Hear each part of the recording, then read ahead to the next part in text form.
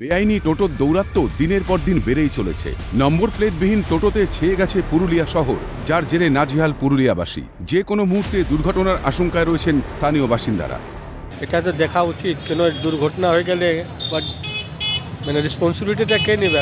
আমাদের যে প্রশাসন আছে, রেজিস্ট্রেশন থাকলে তো প্রশাসন উপরে থাকছে। টোটো এখানে সবসময় জাম হয়ে আছে। হ্যাঁ, সবসময় চালাচ্ছে, আমাদের তো সাধারণ মানুষের খুব অসুবিধা হচ্ছে। শহরে টোটো দৌরাত্ম্য এত বেড়ে গেছে যে শহরের রাস্তায় হাঁটা দায় হয়ে গেছে। টোটো থাক, এটা আমরাও চাই, কিন্তু টোটোর উপরে একটা সরকারের নিয়ন্ত্রণ থাক। আমরা চাই যে সরকার যেন এই ব্যাপারে একটু সক্রিয় পদক্ষেপ নেয়।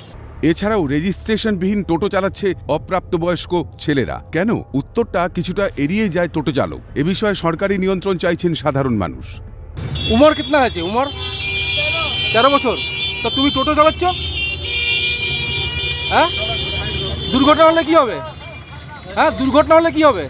তারপর টোটো কি যে কেউ তো বাচ্চা থেকে কোনো তো রুল রেগুলেশন নাই, তো যে পাচ্ছে চালাচ্ছে, ছোটো বয়স সবাই চালাই দিচ্ছে। টোটোর চালকেরও কোনো বয়সের সীমা নাই। ছোট ছোট বাচ্চারা টোটো চালাচ্ছে, যার নিজেরই জ্ঞান নাই। টোটোর দৌরাত্ম্য নিয়ে মন্তব্য করেছে বাম শিবির। হচ্ছে গিয়ে পৌরসভার মাধ্যমেই বেআইনিভাবে, সেখানে পৌরসভার একটা ভেস্টেড ইন্টারেস্ট রয়েছে, বেআইনিভাবে টাকা পয়সা নিয়ে সেই সমস্ত টোটো চলছে। খুব শীঘ্রই সমস্যার সমাধান করা হবে জানালেন পৌরসভার পৌর প্রশাসক। এটা একটা খুব বড় সমস্যা পুরুলিয়া শহরের বুকে। তো এটা আমরা খুব শীঘ্রই অভিযানে নামছি।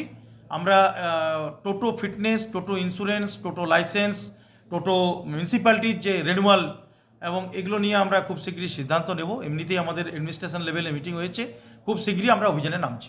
এই বেআইনি টোটো বিরুদ্ধে আগামী দিনে প্রশাসন কি ব্যবস্থা নেয় সেটাই অবশ্য দেখার। ক্যামেরায় শওকতের সঙ্গে দীপক রাম, ক্যালকাটা নিউজ।